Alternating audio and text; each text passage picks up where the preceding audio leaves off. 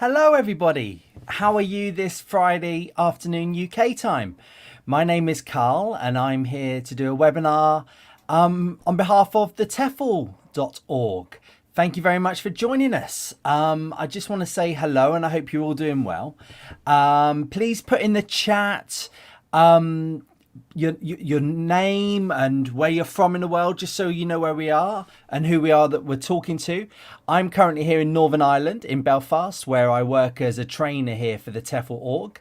If you're going to do any of the classroom courses over in Ireland, there's a good chance you'll be seeing me helping you to become a TEFL teacher. I've been very lucky enough to work in many places around the world: Vietnam, Sri Lanka, Japan, China, Azerbaijan. I worked in Iraq for a bit. Before COVID, I'd spend a bit of time in Spain and Italy. I also work as an online teacher and I work as an examiner in the English as a foreign language sector. So, although the topic of today's talk is going to be about interview preparation and questions, and the questions that you might be asked within an interview, it's also a live Q&A where you can ask any sort of question you have about getting into TEFL, any questions you have about sort of specific aspects of teaching. Please put them in there and I will try my best to answer them. And if I can't answer them, then Alan will answer them, who is monitoring the chat. I can see the hellos coming in already. Sean in Madrid, South Africa. Everyone's in much warmer places than me at the moment so far. Morocco, Spain, Cyprus, South Africa, Ukraine, Armenia. Hello, Julian, Armenia. I don't think we've had anyone from Armenia before. Lillian, Zimbabwe, Zambia, Cambridge, Australia, wanting to teach in Japan. Good. Well, let me see if I can help you.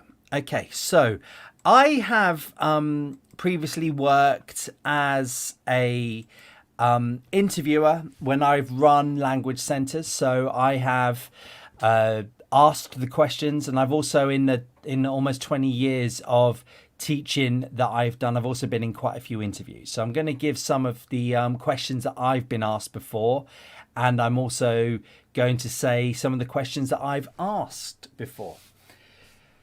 So first of all, let me give a bit of an overview about TEFL interviews. Okay, so you might know a little bit more about what you're going to be getting yourself into. Now, I've put there usually two people, and it might be clear, but the usually is in italics because usually it's two people that interview you.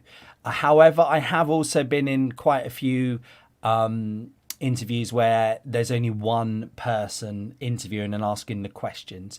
Usually at smaller schools is the times when I've only been interviewed by one person, but very often it's usually two people asking the questions. And you'd usually get an experienced TEFL teacher, and you'd also get a member of the admin staff. Now that's usually. Sometimes it can be that you'll get two experienced TEFL people, but very often or not you get a TEFL teacher, and you also get that member of the admin staff. And the TEFL teacher tends to be like a senior teacher, or tends to be the centre manager, someone with a little bit of responsibility within the school or the organisation you're going to work in. Okay. And the reason why there's usually an admin staff member is because they might be there to answer any questions you might have about the admin side of things, which is something that we're going to get to a bit later. Very often, but not always, very often, usually get a native, if the school has some native speaking managers and teachers, you usually get a native speaking teacher and a local admin staff member. That tends to be how I have found these interviews work. However, it's not always like this. Okay. And it's part of the process of applying for a job. So you might also need to have done a video where you talk about yourself. You might also have done a video where you do a typical lesson, especially if it's going to be for online teaching. And then the interview is part of like a 3 or 4 process way of getting a job. Okay, so the interview is important, but it's not the be all and end all. There's usually other aspects to applying for a job and getting a job, right? So one of the things that actually they're looking for in the interview, as much as the questions and the that they are being asked and the answers you give or the questions that you ask them. They are looking for how you smile and the body language that you have. So they're not looking for sort of a grumpy person who's looking a bit stressed and a bit sad, and they're not looking for someone that's maybe looking down all the time or not making eye contact with the camera, that kind of thing. If you're going for an online job, is part of it is that they're looking for how you look as a person, okay, and sort of how open you are is part of the part of being a good teacher. They're also looking for your pronunciation. So they're looking at how quickly you talk. If you talk too quickly, then it's very difficult for the students to understand. They're also making sure that you're not talking in a flat voice. If they're looking for the intonation that goes up and down, they're looking for expression. They're looking at your accent to see how clear it is. So if you are a little bit nervous and if you're a little bit worried about the interview, sometimes that can make people talk too quickly. So be aware of that. And if you are a non-native speaker, be aware that the school is going to be checking your accent. That also counts for some parts of the English-speaking world. There's some parts of the UK which are generally more difficult to understand than others. So just be aware that this is the sort of thing that they're looking for. They're also looking for your confidence as a person within a teaching aspect. So how well do you talk to people? How well do you deal with any questions they have? Because that is a big part of teaching as well. Okay, so that's what they're looking for as much as your answers. And I'm going to go into that in a second. Okay, please, any questions you have about teaching English as a foreign language or any questions you have about the interviews, please put them in the chat. And I forgot to say, if you have been in a TEFL interview before, what questions were you asked? Please put them in the chat so we kind of know. So one of the most common ones, and it's usually at the start, and it's usually sort of one to just get the interview rolling and get the interview sort of the interviewer talking a bit and the interviewee talking a bit. Okay, so tell me about your teaching experience. Very broad question, not generally that specific. Tell me about your teaching experience. So what are recruiters looking for here? Now, I'm not going to give you the pure answer what you should say. Obviously, with teaching experience is difficult, but for all of them, I'm not going to say you must say this. I'm just going to give you some ideas because you've got to be able to come out with it naturally yourself. What are recruiters looking for? They're looking for you to talk about levels. They're looking for you to talk about ages that you have taught. They're looking for you to talk about the nationalities that you have taught. This is the kind of thing that they're looking for. So don't just say, oh, I taught general English for 1 year. Talk about I taught general English to adults of mixed nationalities, of Kazakh nationalities, or of Mandarin first language. I taught elementary classes, pre-intermediate classes. I taught upper intermediate classes. I taught speaking classes, reading classes, writing classes. I talked about I taught these kind of things. They're looking for a bit of detail there. They're also looking for the types of English you taught, which I just sort of branched on a little bit there. So they're looking for things like you taught exam preparation classes. They're looking for things like, oh, I taught business English. I taught young learners to pass a test, something like this. They're looking for this kind of answers as well. They're also looking for the amount of time you spent teaching. So if you could say, I worked full time. I'm for 6 months, that kind of thing. I've worked for 3 or 4 years. They're looking for the amount of experience you've had. Now, obviously here you might have no experience, and that's fine because you will see jobs advertised on our website, TEFL.org. We have jobs, we have recruiters advertising for people with no experience. Some schools like that. They like to take on people with no experience. So don't shy away. Don't be worried if you've not got any teaching experience, okay? Tell them. Don't try and lie. Tell them, look, I've got no teaching experience. I've recently passed my qualification, okay? Now, if they're advertising for a job where they want people without experience, or in the job spiel, in the job text, it says, we welcome applicants with no experience, it's not going to be a problem. But also you could sort of then go into a bit of detail if you want to say something is about times you've looked after children. I've babysat for my neighbours, for my cousins, for my friends, this kind of thing. Okay, times that you've looked after children. Times that you've trained people in jobs. So I taught people how to use the cashier in a McDonald's, if that's where you worked. Other fast food places are available. Or times that you've trained people to sell better. Whatever the job might have been that you've done, anything you've sort of trained. It doesn't have to be EFL experience, okay? And if you've really not got any of that, you could sort of go into sort of saying, well, I've not got any experience of teaching people, of training people. However, I remember teachers who taught me Spanish and they were fantastic because of this, and I want to emulate this. Or you could say something along the lines of, I had a terrible French teacher who taught me this and I didn't really learn any French and I don't want to be like them. Now, this last bit is sort of get that in if you've really got nothing to say. I wouldn't put that top of the list of things to say, but that's definitely something you could say if you really do want to talk about this. Okay, good. I can see some questions that are coming in. I'm definitely going to get round to them. I definitely am. Okay, so please keep those questions coming in.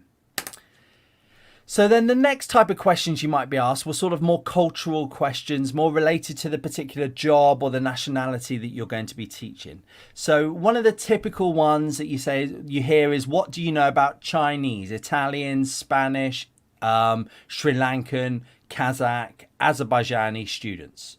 What do you know about them?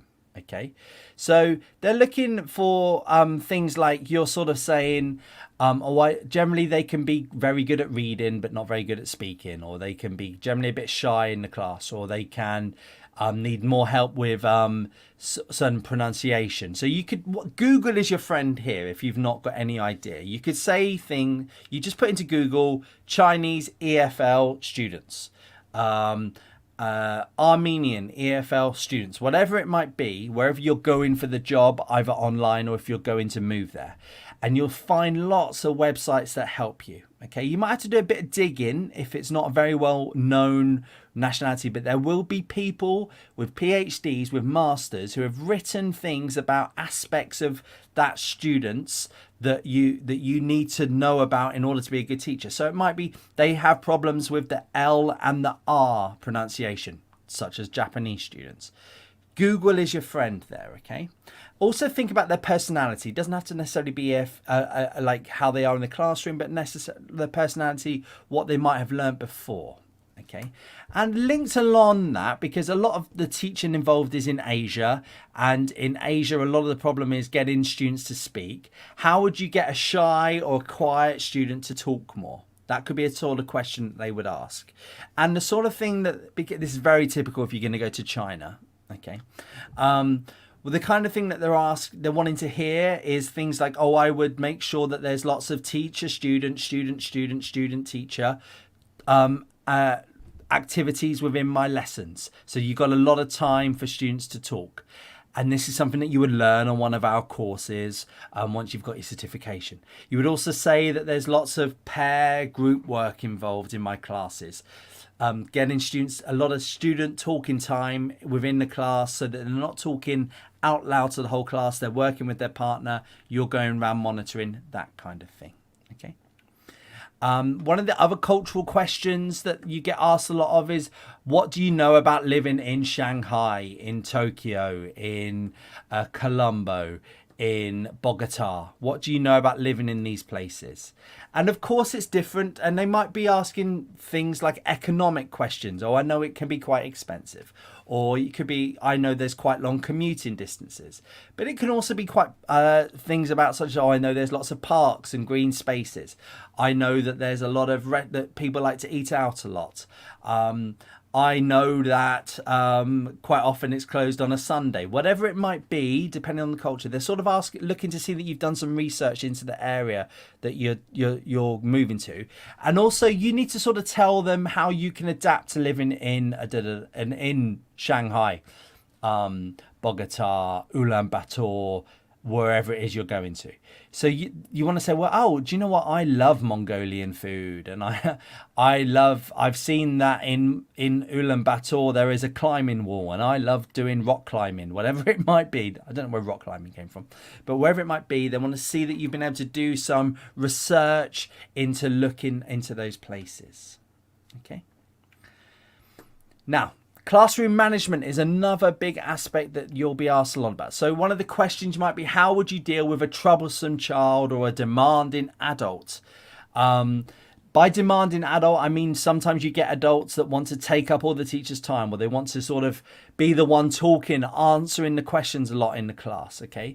And, you know, that is as big a part of teaching EFL as dealing with troublesome students or teenagers, okay? So just obviously it depends on the type of job that you're going for, okay? So what my advice there is to come up with a way that you are comfortable with doing. Now, with kids, like to do a sort of a league table, and every time they make a mistake or they're a bit troublesome, sorry, make a mistake, that's wrong. Every time I'm talking about making a mistake within how they act in the classroom, as in sort of basically being rude or being troublesome or being, you know, difficult in the classroom. And I'd put the groups in teams, and I would give a point if they do something bad, and then I would make some sort of group punishment for that table if they're all playing up, that kind of thing. Like some sort of a record of the mistakes that they've made. And I would use that because when you work as a team, the students sort of police each other as much as you having to police them.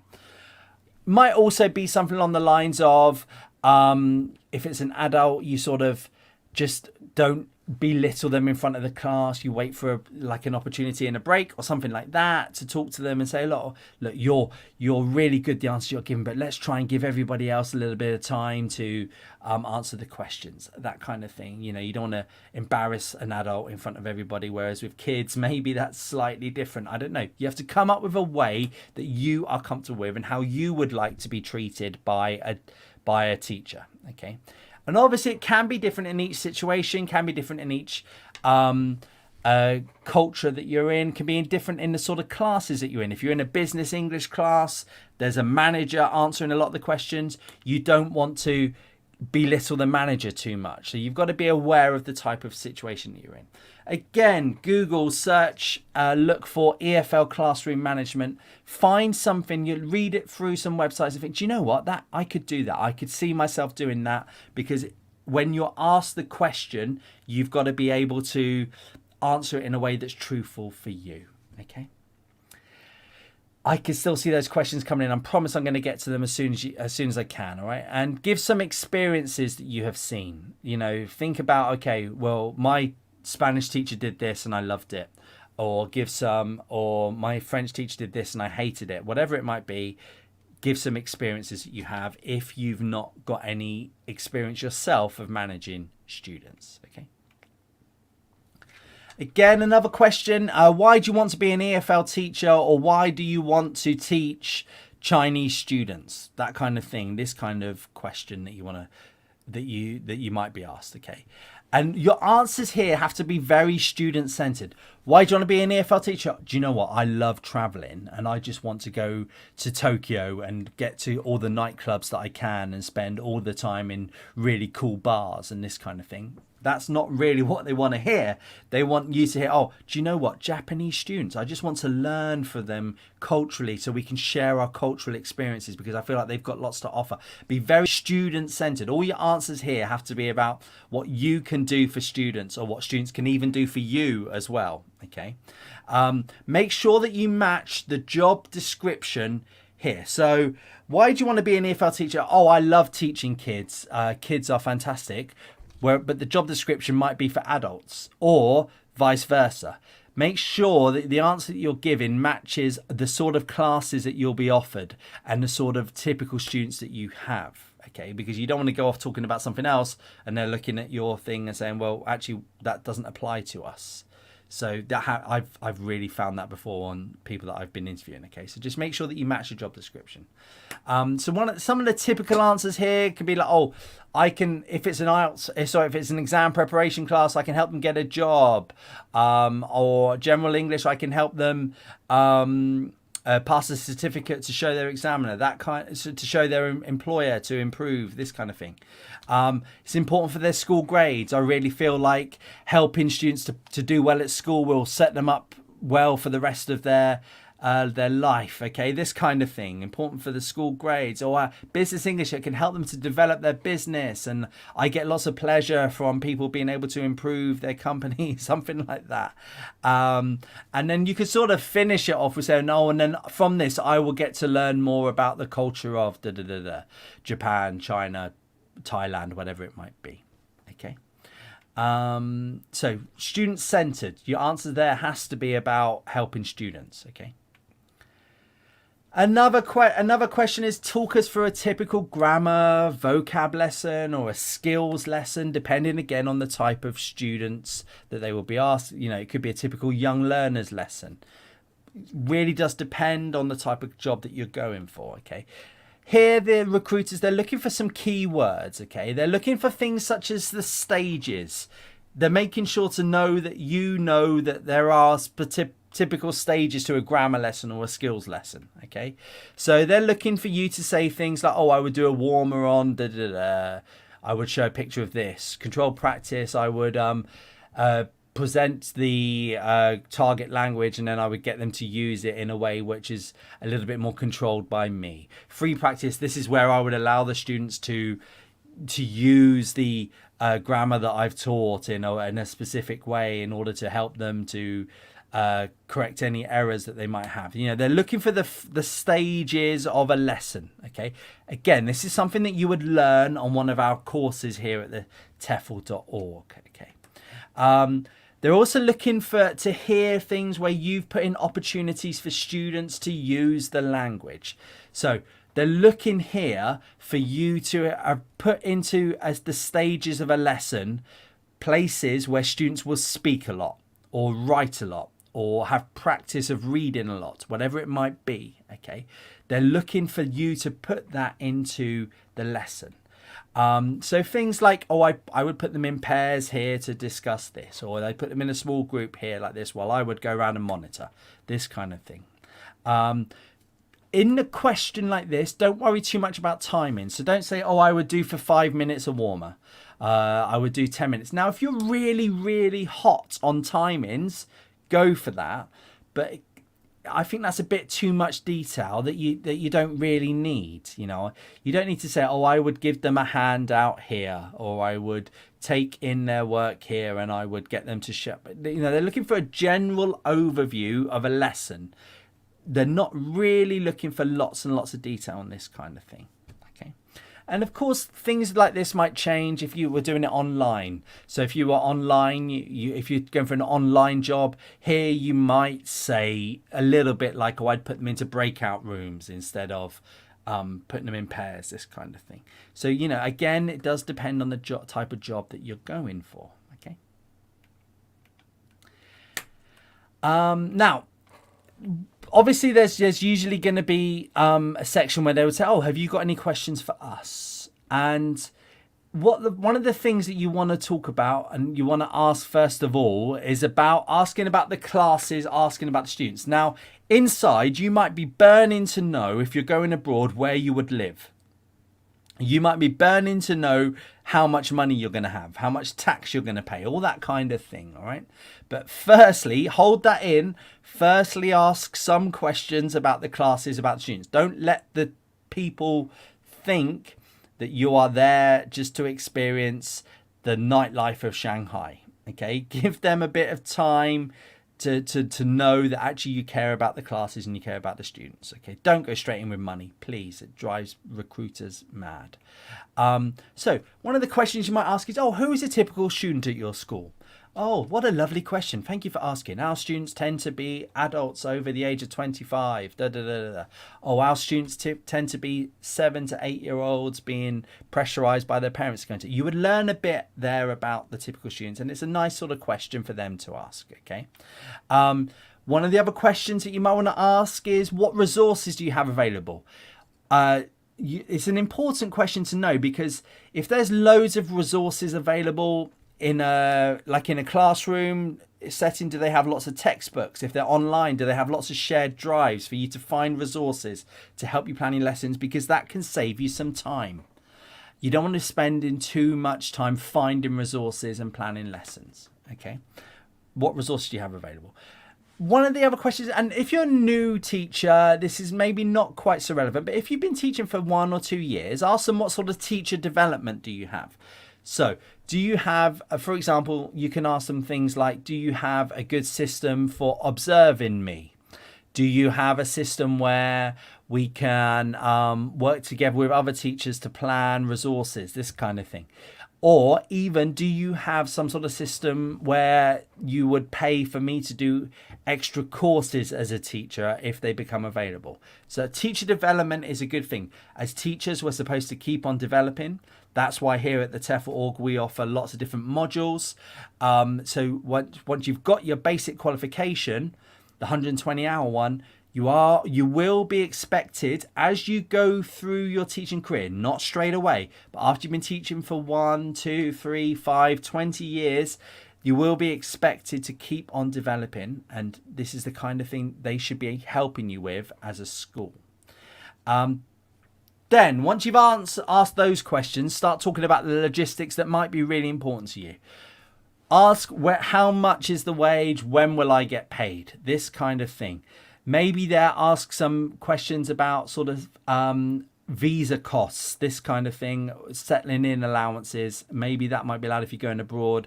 If you're going for an online job, things such as how will I get paid? When will I get paid? All right.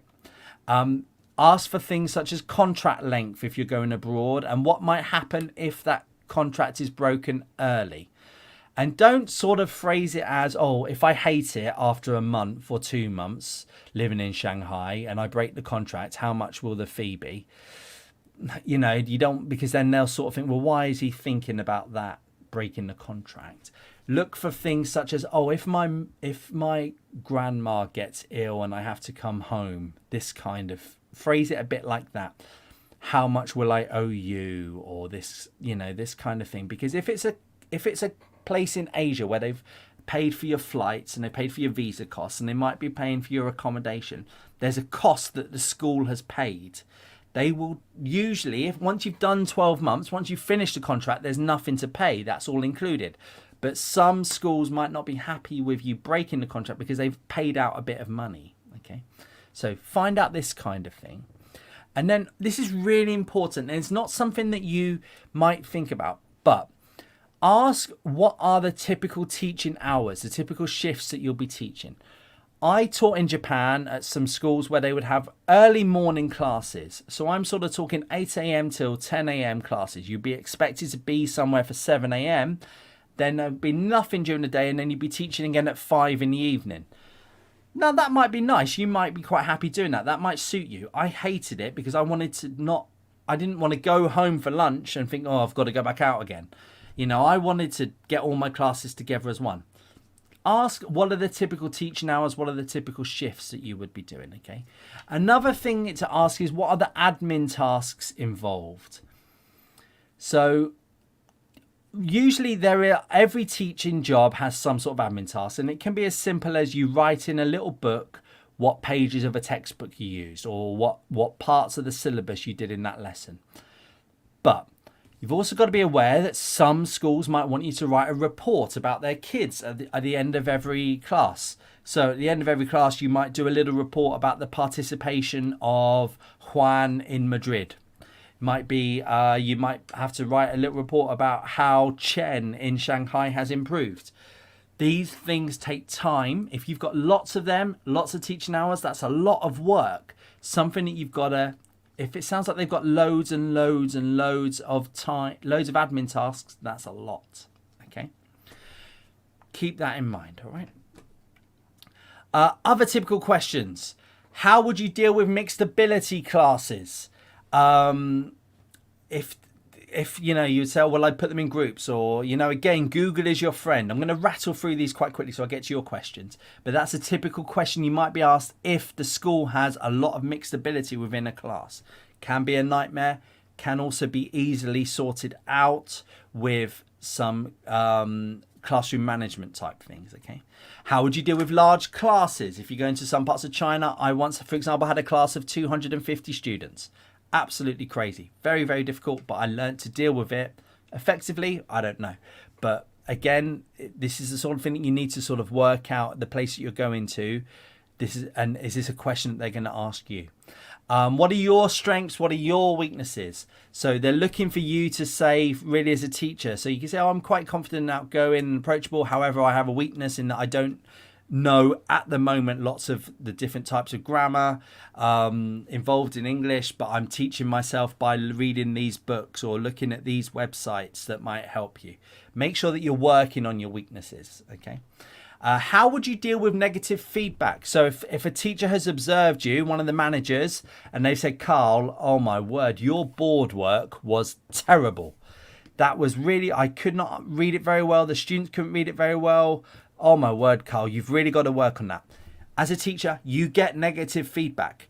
And you don't want to be, oh, well, I would argue with them. I would tell them exactly why they're wrong. No, you want to say, oh, you would take it on board. It's great to get feedback as a teacher, a really important part of the process. Then I would work on planning my board work, whatever it might be, okay? What did you learn on your training? Oh, I learned, if you're new, it can be things like, oh, I learned the stage of a lesson. I learned the different types of activities you could do.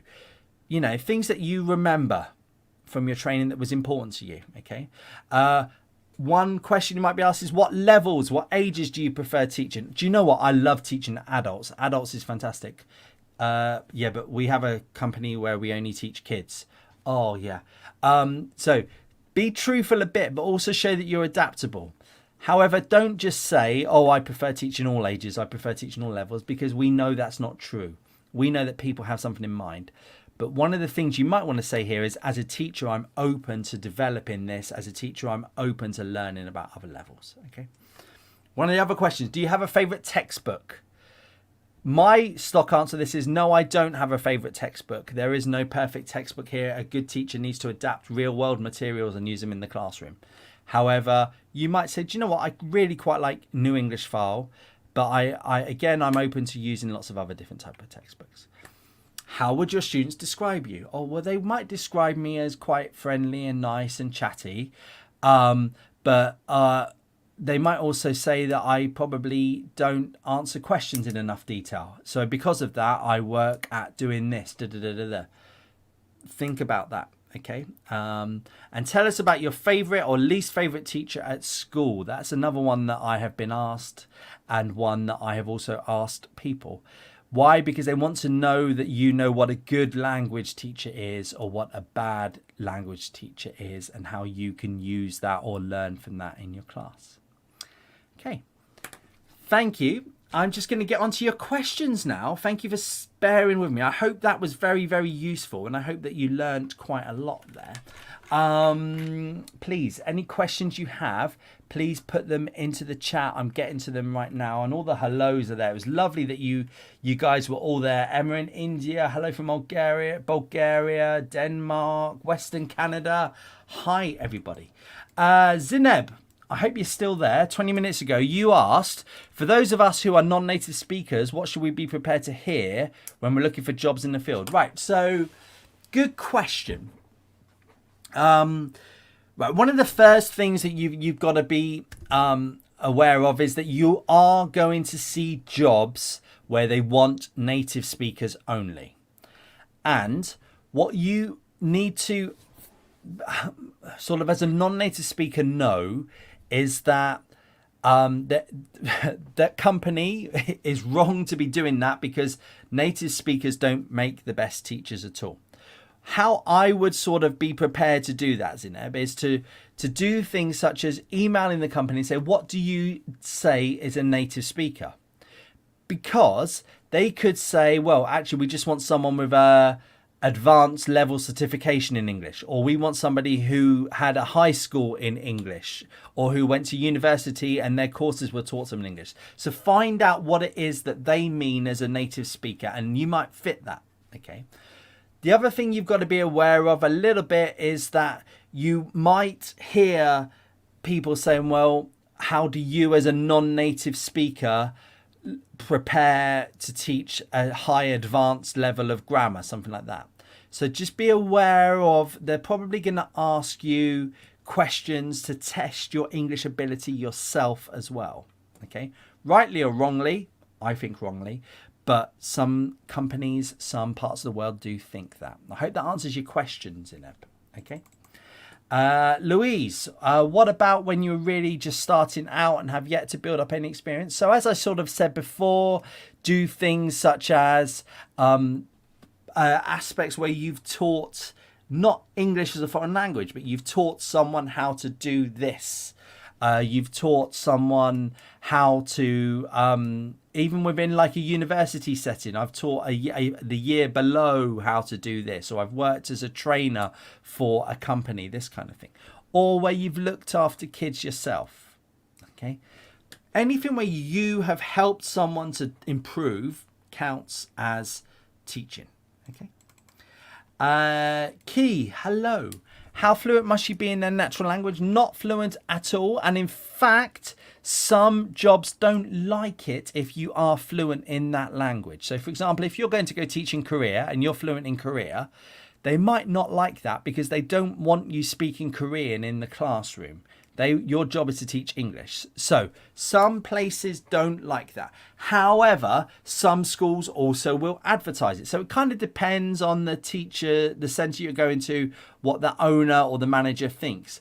Because if you're going to be teaching low levels of English, it might help for you to be able to know a bit of French to teach French students, for example. I have turned up in Kazakhstan, Azerbaijan, Iraq, Japan, China, Sri Lanka, and I didn't know any of the native language at all.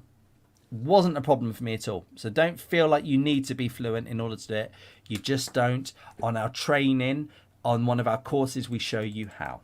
Okay. Paul, hello.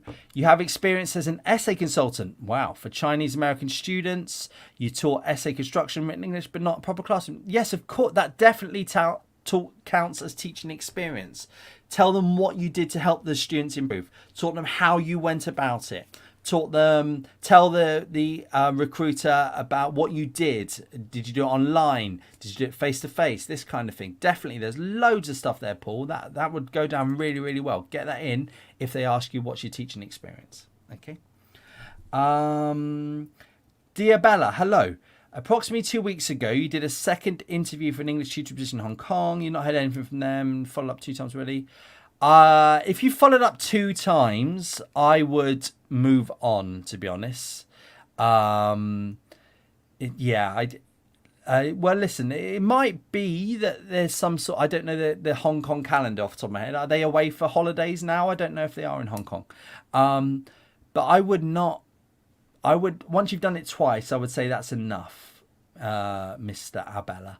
I would not keep following up then and pestering them. If they're not getting back to you, is that the sort of company you want to work for? Not so sure. Alex, hello. How are you? Would you say students tend to go for teachers that charge more or charge less? Right, so you're talking about being setting yourself up as an online teacher. Yeah. In your own little business, I'm guessing, Alex. In fact, I think that's true because we've spoken about this before, Alex. I would find that middle ground, and I would find the level that you're happy to work for. I think it's true to say that if you charge too little, the students think, well, why is he cheap? However, if you're going to charge little, I would sort of go down the route of maybe trying to get group lessons, get 4 people in, I don't know, paying £5 an hour. I've done that before. That works. Think about the level that you're working for. A student, if they find a teacher that lives in London and that teacher in London is happy to work for $5 or £5 an hour, they'll be skeptical. Okay. Ahmed, hello. Do I think that retired folks have a chance for getting teaching jobs abroad? You mean really, really old? Ahmed, you don't look really old to me. No. Now, what you got to be aware of, and we have some information about this on tefl.org/blog, blog. Let me see if I can quickly find that website and quickly share it with you.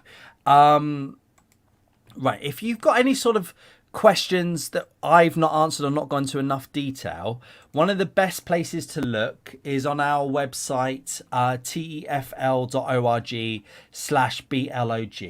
And if you type into there something along the lines of older teachers, or if you type in something along the lines of teaching in career and click on search, you'll find some information. Now, I know we have some stuff on there, Ahmed, about teaching people who are maybe at the twilight of their career, shall we say. Countries have an upper age limit, and that's not usually done by the companies. That's done by the home office of that country. And unfortunately, if you are too above that, or if you're approaching that, that might put the schools off. Okay. However, I don't know where you are in the world, Ahmed, but Europe tends to be a little bit less stringent on that kind of thing. Whereas a country where you've maybe got to try and get a visa for can be more difficult. So it does depend where you are, Ahmed. Generally, it's not a problem up to about the age of 60, 61, 62. Now, it does go country by country. And the other thing I would say is some schools, some like having people that are a little bit older, because they can tend to be a little bit more reliable than people in the early 20s. Very broad sweeping statement I've said there, but that can be true, Ahmed. There is definitely work abroad out there for people, okay, of all ages, up to wherever the visa cutoff might be for that country. Google it, Ahmed, have a little look. Okay. Good day. Thanks for that feedback. Paul, how long should a lesson plan take to create? Right. When you first start, they tend to say that it takes an hour planning to teach an hour. So if you're going to be in the classroom for an hour, it's going to take 2 hours. 1 hour of actually being in the classroom, 1 hour planning. As you get more experience, that planning time definitely goes down. As you teach somewhere for the second term, you can go back and say, well, actually, you know what? I've taught this before, and go from that. One of the questions you might want to ask in an interview, if you're worried about lesson planning, how long it's going to take, ask them, how many different types of classes am I teaching? Because I've taught in Japan, for example, where I've taught the same 2-hour lesson 10 times. So once I've planned that 2 hours, I've then over the course of a week taught that exact lesson 10 times to 10 different classes.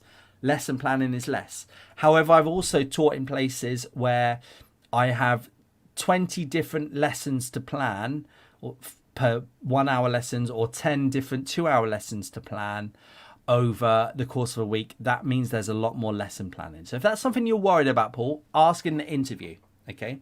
If you're setting yourself up online, have a narrow niche, something that I've talked about loads of times before in the webinar. And then because the narrower your niche, the less lesson planning you have to do. Okay. Good, everybody. Thank you, everybody, for giving us a feedback. Please, if you've enjoyed this webinar, please put it in the chat. If you've not enjoyed it, please also put that in the chat so I know. Part of being a webinar host is being able to take the feedback as well. Okay. Glad it's useful, everybody. Thank you, everybody, for putting that in. Good. I'm really glad that everybody's finding it so useful. Thank you, Zinab. Thank you, Salome. Thank you, Renee. Renee, sorry. Good. Moss. You got asked, what should you bear in mind when teaching young learners? What would be the correct answer here? Correct. I think classroom management is the big one here with young learners. What would you do to maintain discipline within the class? Also, I think it depends on the ages. So the younger they are, the more types of activities you'll have to do. So lots of 2-minute activities for kids aged 5, for example. Whereas when they're slightly older, it might be more geared towards passing an exam, such as the ones that people take when they're 16, something like that. So it does depend on the age. Classroom management, mixing partners, not keeping all the boys together, although culturally it does depend on where they're going, if that's a good thing. But definitely classroom management, the number of activities, and also the levels would make a difference there, Moss. Hope that's answered your question. Tell us what you answered in the chat. That would be good to know as well. Okay. Deanna, hello. Deanna Incorporated. Have you got your own business called Deanna? That's nice. Thanks for the info. No problem. As a Brit in Canada, should I expect to be asked questions about my accent or have prepared statement to work into the interview? Do interviewers look for specific accents? Yes, that's true. They do sometimes, but that's very often in the job description. So you don't need to worry about that because, you know, if I've seen jobs advertised where people want American accents, I just don't apply for it. I don't think you'd need to worry about being a Brit in Canada. I don't think they should ask that many questions about your accent. I think as long as you're pretty, you know, really, people check the accent in the questions. Now, if you have a very strong, broad, I don't know, Newcastle accent, you might need to tone that down a bit. Just like I have a very strong Cockney accent because I'm from London. I have a speaking voice as a teacher. That also is the voice that I use in interviews. Okay. I hope that answers your question, Diana. Philip, hello. Is France or Holland? Thank you very much for putting the FR and NL there. That's very formal. I like it. Good for getting a TEFL job. You've heard mixed reviews about jobs there. Should I look elsewhere? Well, do you want to go work in? Is France or Holland really important to you? There's language schools there. There's work in France. There's work in Holland. Probably less in Holland than France, I would say. And generally in France, it tends to be the big cities where there's lots of language schools. I don't know what you mean by mixed reviews. Like anywhere, there's bad employers, there's good employers. You need to Google that. You need to do some research on Facebook. You'll find if they're bad employers, you'll hear about it somewhere in a blog post or a Reddit post, for example, on the internet. I don't think you need to look elsewhere. If you want to work there, go for it, Philip. It does depend. I don't, are you looking? There's no sort. It really depends on you. Where you want to go, whether it's a good review or a bad review. I hope does that answer your question, Philip? I think it does. I hope so. Hi, Ellen, the 75-year-old fossil. You're planning to teach online? Good. Thanks very much for telling us about that. Salome, you love the interface you're using. We're using something called StreamYard. Have a look at that. However, though, you've got to be aware that the questions jump around. So you've got to be good at also scrolling up and down and reading at the same time as you're talking. Nathan, hello. You teach music at secondary school in England. Very nice. You'd like to build up experience teaching TEFL students before applying for contracted jobs overseas in the future. What pathway would be best for this? Sounds like if you've already got a bit of an income coming in, you want to set yourself up as an independent online TEFL teacher. You want to get a website that talks about exactly what you want to teach. You want to get your marketing right, and you want to find students that want this. I've done videos. Have a look through Facebook, have a look through YouTube. It looks like you're on YouTube, Nathan, where I've done videos where I've spoken about how to find your niche and how to set yourself up as an independent online teacher. Look at those ones, okay? I don't although actually wait there, it says you want to do contracted jobs overseas in the future. What pathway? Okay. Do you know what? My fault, Nathan. I've not read that one. What you need to do is get your qualification, first of all. So go onto our website, TEFL.org, find a course that suits you. Do the course, 120 hours. If you don't want to go with us, there are other providers out there, but check their accreditation level. I'm not saying we're the only ones. I'm just saying I think we're pretty good because we have a high level of accreditation, and employers look at the accreditation that the provider does. Okay, so look for that. Make sure, pass the course, then start applying for jobs. That's all you need to do, Nathan. I think, I'm really worried that I've not answered your question at all then, Nathan.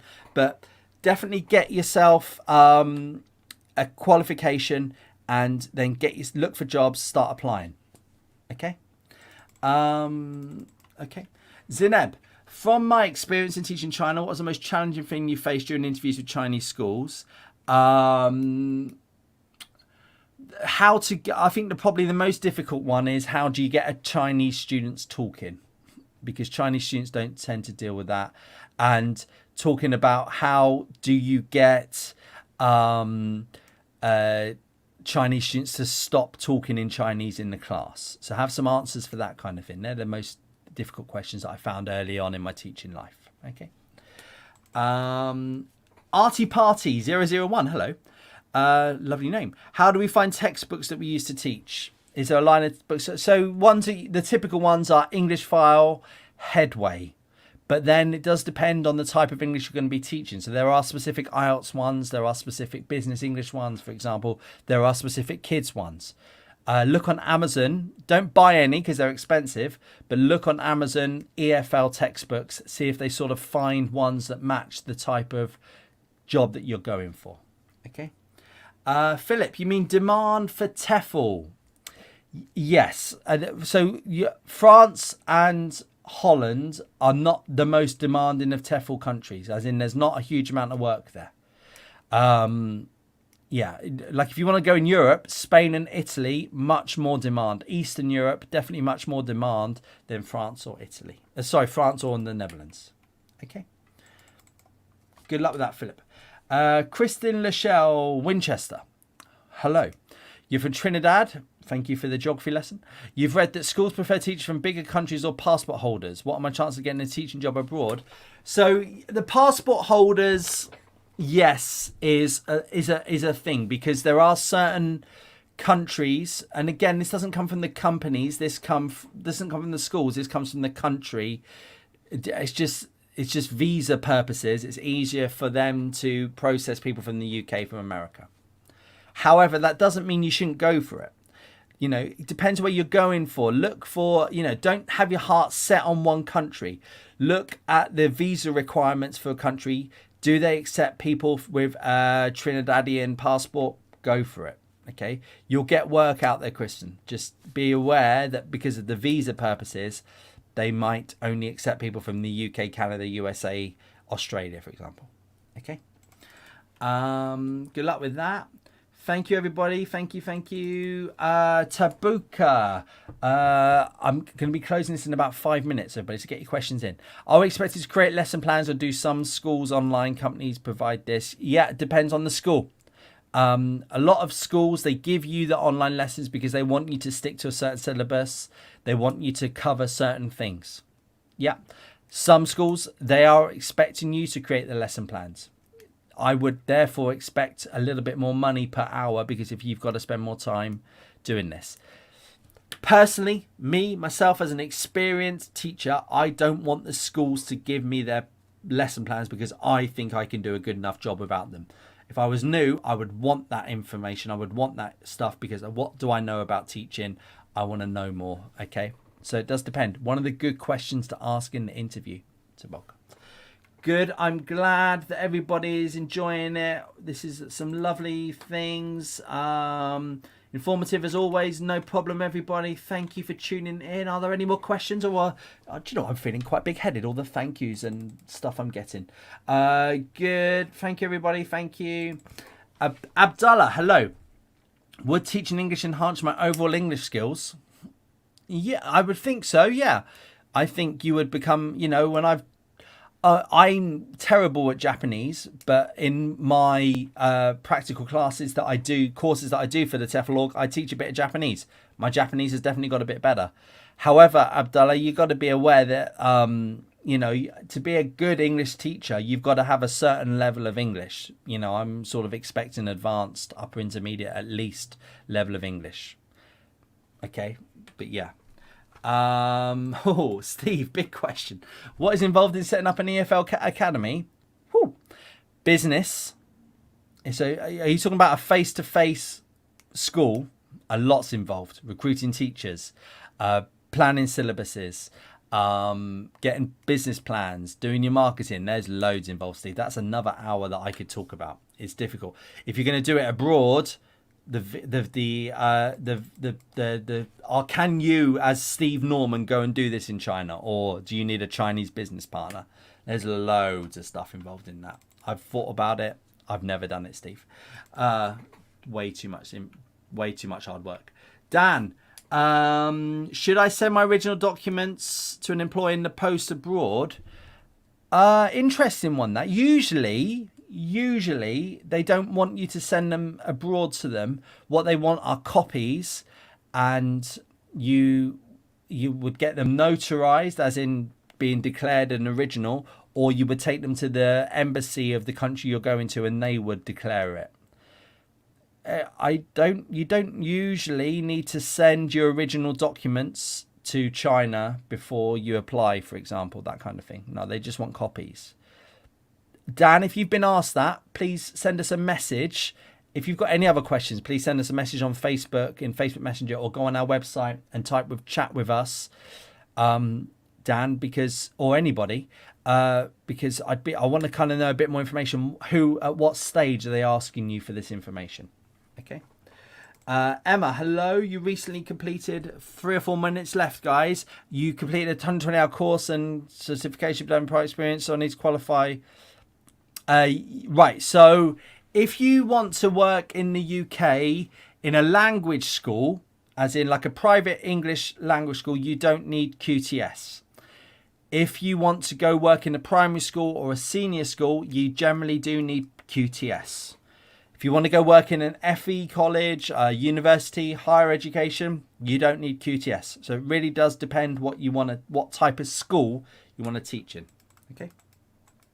Dimmy, is it safe for a single female teacher to do a EFL program in China? Yeah, so many people I know that do this. My wife has done these kind of things years before I met her. She was an EFL teacher by herself as a single female. I think it's pretty safe. The only places in the world where I have been a victim of crime has been in the UK, and I've taught in loads of places. Thank you, everybody. Thank you. Yes, you can watch this again online, Peter. It'll be on the Facebook page. It'll be on the YouTube page. We've got loads of other cool videos where I'm just amazing in. Sharonti, I think this is the final question. Would it be helpful as an English teacher if you mentioned other methods you use in your classes? Or only mention your own method? Very important to, well, no, not very important. It adds weight to your interview if you can say that you use different methods. However, schools very often want you to have your a certain method that fits theirs. And generally, now in the app, they'll say in the job description, if they do, like for example, we use communicative language teaching. Fine, Google that, check if that's the sort of thing you know. If it's some sort of weird and wacky sort of way of learning languages, I'd be a bit wary of that. Okay. It's nice to be aware, but the most important thing that I've gone off on a tangent there. The most important thing, Sharonti, is that you can show that you are a student-centered teacher who gives students lots of time to speak. That's the most important thing. All right, get that into the interview.